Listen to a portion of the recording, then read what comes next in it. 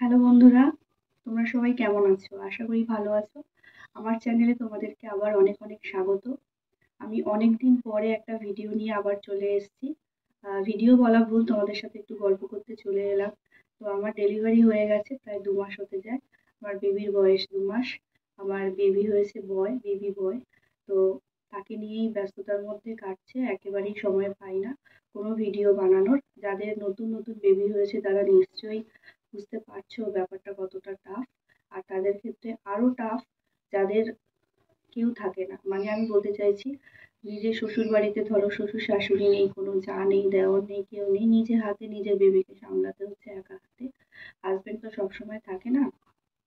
তো আমারও সেইভাবে কাটছে। আমি আফটার ডেলিভারি মায়ের বাড়িতে ছিলাম প্রায় 41 দিন অবধি, 1.5 মাস মতো। তো যে কোনো মেয়ের আফটার ডেলিভারি মায়ের বাড়িতেই কাটে।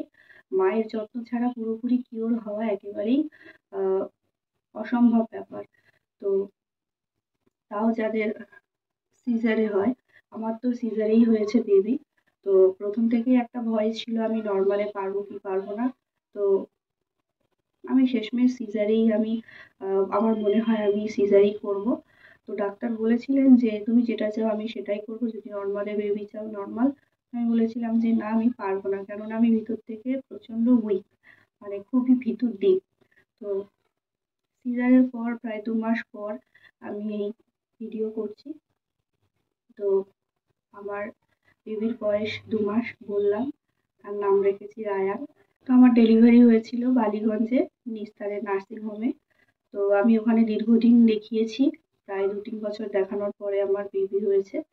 আমার অনেক রকম সমস্যা ছিল, তো সেগুলো থেকে আমি বেরিয়ে আসতে পেরে ফাইনালি আমি বেবি আমার হয়ে গেছে। তো আমি খুবই খুশি। তো যেটা অনেক কিছু তোমাদের সাথে বলতে ইচ্ছা করছে, এই যে বেবিকে কেমন সামলাচ্ছি, কি করছি না করছি সবকিছু, তো সেটা হয়ে ওঠে না। তো এখনো অবধি আমার এক ননদ এসে আছেন। তো উনি সবকিছু করছেন, বেবির মাসাজ করা, স্নান করানো, খাওয়ানো টাওয়ানো তো আমি ব্রেস্ট ফিডিংই করাই। আর সবাইকে বলবো, যারা নিউ নিউ মম হয়েছে তারা ব্রেস্ট ফিডিং ছাড়া একেবারেই বাইরের দুধ তোমরা খাইও না। তো এটা বাচ্চার পক্ষে কি বলবো, একটু আহ খারাপ জিনিস হতে পারে। যতটা মায়ের দুধ তাদের এই সময়টা প্রয়োজন, বাইরের দুধ সেই কমতিটা পূরণ করতে পারে না। আমাকে ডক্টরও বলেছিলেন, ওখানকার ডক্টর সব্যসাচী মুখার্জি, যে বেবি হওয়ার থেকে প্রায় 6 মাস অবধি ব্রেস্ট ফিডিং করাতে তিনি কোনো বাইরের মিল্ক লেখেননি। আমি বলেছিলাম যে আমার প্রথম প্রথম হয়তো অনেকে ব্রেস্ট মিল্ক হয় না। তো উনি কিছুতেই কোনো মেডিসিন আমাকে সাজেস্ট করেনি যাতে আমার মিল্ক হয় বা কিছু। উনি বলেছিলেন আসবে, চেষ্টা করে যাও, আসবে। তো আমি এখনো অবধি আমি ব্রেস্ট ফিডিংই করাচ্ছি। তো সেটাই বলবো যে বাচ্চাকে কোনো রকম কোনো সামান্য কিছু হলো আমি ডক্টরের কাছে ছুটলাম, লাইন দিয়ে মেডিসিন লিখে দিল, এগুলো একেবারেই করবে না। তো আমি যে ডক্টরকে দেখিয়েছিলাম তিনি শুধুমাত্র ভিটামিন দিয়েছিলেন, আর ভিটামিন ছাড়া আর কি কোনো মেডিসিন দেননি। তো ভিটামিনের কি মেডিসিন দিয়েছে আমি তোমাদেরকে দেখাচ্ছি। তো ভিটামিনের জন্য ডক্টর সব্যসাচী মুখার্জি আমাকে দিয়েছিলেন আপরাইজ D3। এটা বলেছিলেন যে দিনে 2 বার করে 5 থেকে সরি কতটা ছিল,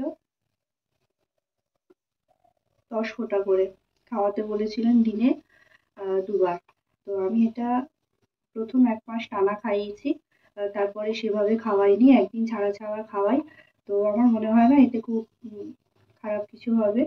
আর সর্দি কাশির জন্য আমার পরে আমি যখন বাড়িতে আসি, তো আমার মনে হয়েছিল খুব ঠান্ডা ছিল তখন, ডিসেম্বরে হয়েছে, তো তখন মনে হয়েছিল একটু হালকা সর্দি হচ্ছে। তখন একেবারে ছোট বাচ্চা তো, আর আমিও নিউ মম হয়েছি, অতটা বুঝতে পারতাম না। তো আমার মনে হতো যেন মুখে ঘর ঘর করছে, সর্দি হচ্ছে। তো সেজন্য আমার বাড়ি যেহেতু গড়িয়ায়, আমি সেখান থেকে আমার নিয়ারেস্ট যে ডক্টর ছিলেন চুনি পাল, উনি অনেক পুরানো ডক্টর, বেবি ডক্টর। তো আমি সেখানেই গেছিলাম। তো উনি আমাকে সাজেস্ট করেছিলেন ম্যাক্সট্রা, এই মেডিসিনটা। এটাও বলেছিলেন দিনে 2 বার খাওয়াতে। তো তো আমি এটা বলেছিলেন যদি সর্দি কাশি হয় তবেই খাওয়াবে, অহেতুক বাচ্চাকে মেডিসিন দেবে না।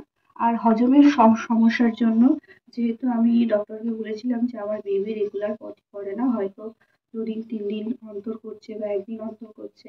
তো ডক্টর বললেন ছোট বেবি ওদের ক্ষেত্রে এটা হওয়া স্বাভাবিক, এটা নিয়ে ভয়ের কিছু নেই। যে বেবি পটি না যদি করে 2 দিন 3 দিন, 3 দিন পরেই করুক, কোনো সমস্যা নেই। কিন্তু উনি বলেছিলেন তাও তুমি এই মেডিসিনটা খাওয়াতে পারো, বেস্টোজাইম 5 থেকে 6 ফোঁটা দিনে 2 বার করে। তো আমি এই ওষুধটাও যদি মনে হয় যে ও পটির সমস্যা হচ্ছে তবে খাওয়াই। সেটাই বলার উদ্দেশ্য যে বাচ্চাকে অহেতুক মেডিসিন একেবারেই খাওয়ানো চলবে না। তো তোমাদের সাথে এই জিনিসগুলো শেয়ার করলাম। আর আমার ডক্টর যেটা বলেছিলেন যে বেবিকে একেবারেই সর্ষের তেল মাখাবে না।